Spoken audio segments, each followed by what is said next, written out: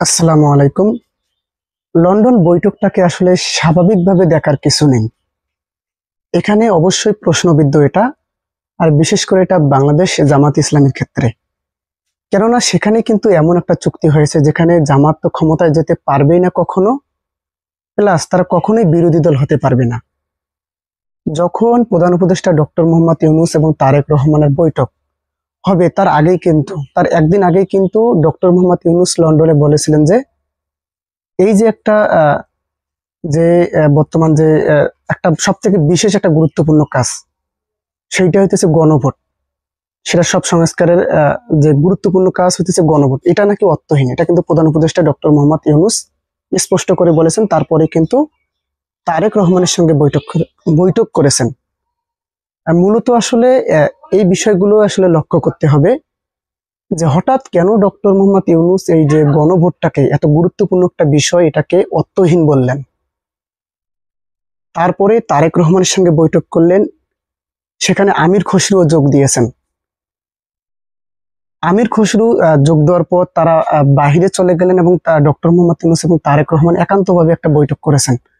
এখন অনেকেই ধারণা করেছেন এই বৈঠকে আসলে জামাতকে মাইনাস করা হয়েছে, এবং এটা কিন্তু জামাত বুঝতে পেরেছে। এই জন্যই কিন্তু জামাত স্পষ্ট বার্তা দিয়েছেন যে প্রধান উপদেষ্টা নিরপেক্ষ, তার নিরপেক্ষতা হারিয়ে ফেলেছেন।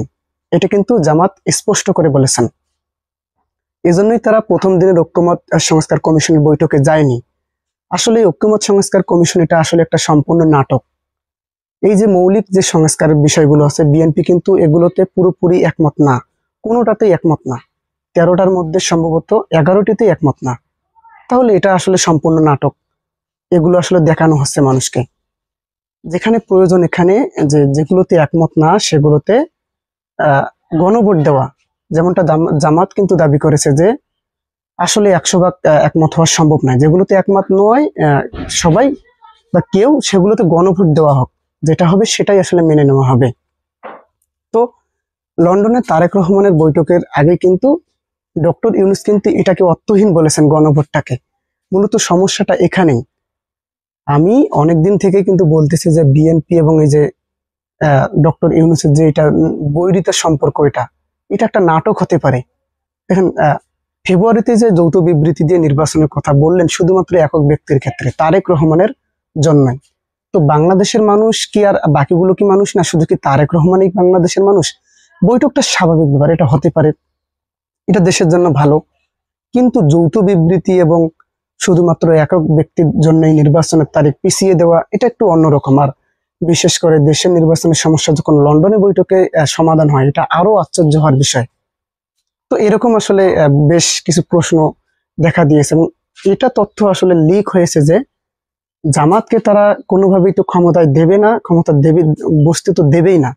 যদি সরকার গঠন করে, যদি প্রচুর জনসমর্থন থাকে, তারপরেও কিন্তু জামাত কিন্তু সরকার গঠন করতে পারবে না। এবং প্লাস বিরোধী দলেও কিন্তু জামাত যেতে পারবে না। জামাতকে তৃতীয় পক্ষ অথবা চতুর্থ পক্ষ কিন্তু বানিয়ে দেওয়া হবে এখানে।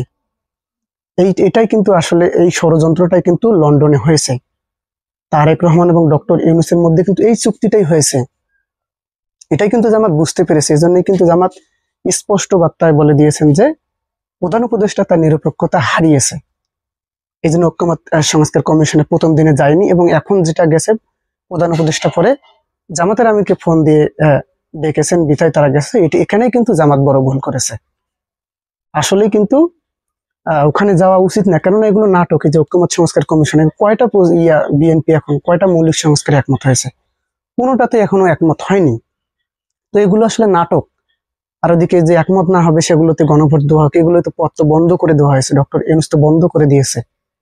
এটা আসলে ডক্টর ইউনূস কারো চাপে পড়ে করছে, নাকি ভয়ে করতেছে যাতে আগামীতে বিএনপি ক্ষমতায় গেলে ওনার কোনো সমস্যা না হয়? এটা ওনার আসলে মত, কিন্তু এরকমটাই ঘটেছে। না তারা জামাতকে সরকারে বসতে দেবে, না তারা জামাতকে বিরোধী দল বানাবে। বিরোধী দল বানালে কিন্তু পরবর্তীতে জামাত সরকার হতে পারে। এজন্য কিন্তু আসলে এরকম নানা প্ল্যান ওই লন্ডনে বৈঠকে কিন্তু হয়েছে। এরপরেই কিন্তু দেখেন মির্জা ফখরুল হঠাৎ লন্ডন বৈঠক নিয়ে জামাতকে টার্গেট করে বলতেছে, লাফালাফি করতেছে। তো এরকম ঘটনাই আসলে ঘটতেছে। এ বিষয়ে আপনি কি মনে করেন? অবশ্যই কমেন্ট করে জানাবেন। ধন্যবাদ। আসসালামু আলাইকুম।